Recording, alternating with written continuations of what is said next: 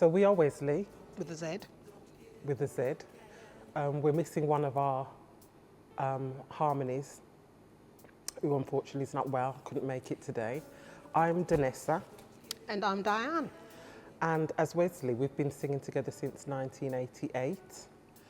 But I think Diane and I, we've been singing since we were about three-ish. From Children's Church. And that is a long time ago, not giving our ages. So moving on, I wrote, and I wrote it over 30 years ago. And I was reflecting on what was going on for me when I wrote the song Moving On. But it's been such a long time, but what I do remember is around my songwriting. I've been writing poems and songs since I was a child, and as I was developing as a Christian, I distinctly remember that God would give me a song before I went into a situation.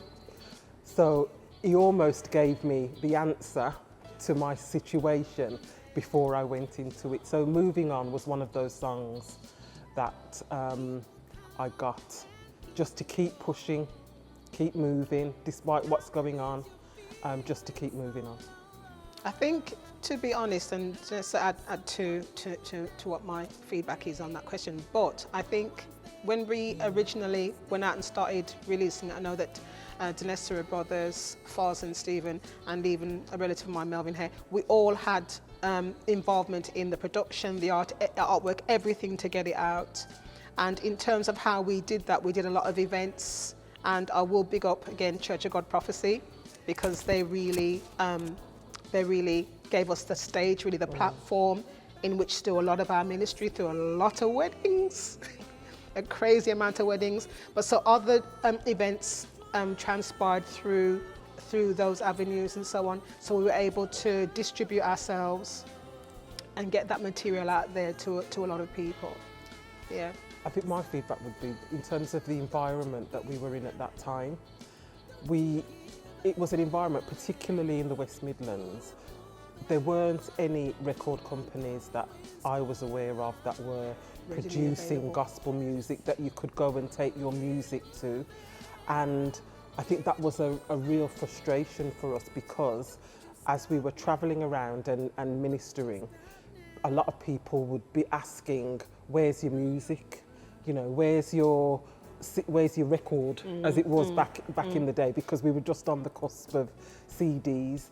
And so we ended up producing Moving On ourselves. And promoting it as well. And promoting it ourselves. So it was, when we were going and singing at concerts, it was tapes actually. We produced a number of tapes and we would take them around with us, and people would buy them, which told us that there was a market for gospel music in the West Midlands, but there wasn't anybody that sort of took the reins. There was the George Franklins, and is it George Franklin? Yeah.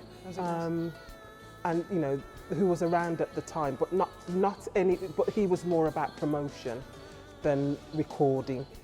So we ended up having to produce it ourselves. And I think we were also aware that whoever was going to promote that music of ours out there were also trustworthy and reliable, because we'd also known that there are some promoters that aren't reliable at all and would really do bad things basically with people's music. So we were mindful of that as well.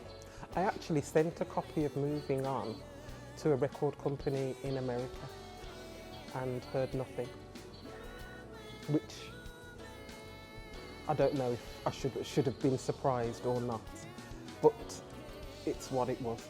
I thoroughly enjoyed it actually, because it was almost like it was a live recording, and the last time we were going to do a live recording was a number of years ago when we were celebrating our 25th anniversary. So for me, the experience of having the whole band in the room, the brass section, it was just, it was really exciting actually, and I enjoyed the process. And I think for me, it just brought me right back to those days when we would be singing with a live set. Yeah.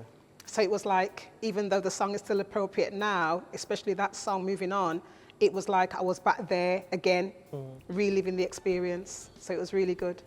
And that was different for us actually, because we started off a cappella. So we started off singing for many, many years, probably about 10 years. Yeah. Without music. Doing a cappella arrangements. And it was only because we started to sing at weddings and people were starting to ask us to work with them and to sing at weddings that we actually then started to sing with musicians. Yeah. And then it kind of developed from there. But interestingly, we never ever did any of our own stuff with musicians. No. It was always covers of other people's music Material. because that's what people wanted to hear. And I don't think, particularly myself, I don't know if I was brave enough to release my babies out into the world at that time. But I am now. I think moving on, when we did it originally, it made an impact for those people that bought it. The feedback that we got back was really positive impact.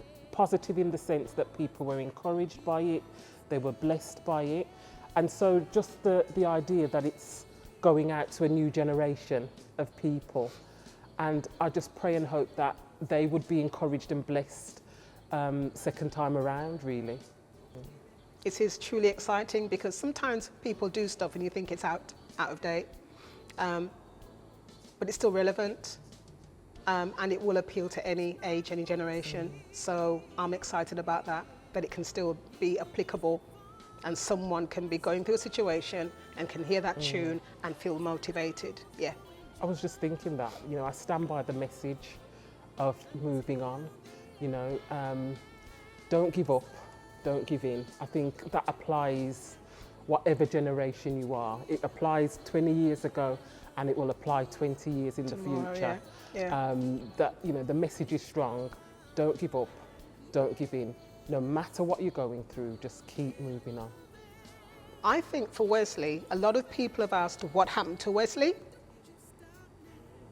Yeah, and I honestly feel that life happened to Wezley, as in there were deaths. There were deaths and there was bereavement and stuff. And we were planning a concert, I believe, if I remember, and there was a death in one of our families, and everything just got shut down completely. So looking back on that now, to myself or to us back then, I would have said, no matter what happens, no matter what life will throw at you, don't stop what God's given you. Don't stop doing or don't stop being what God has ordained or destined for you to be. Don't let life circumstances hinder you from doing what He's called you to do, Wezley. That's what I would say to me and to us back then. I think what I would have said to 1988 Wezley is, let's be brave and let's go to America. I would say that, and because I think we, as a group, the gospel music industry has been, there is a complete legacy within the US of black gospel music, and I think if our 1988 selves had gone to America, the Wezley story might have been very different.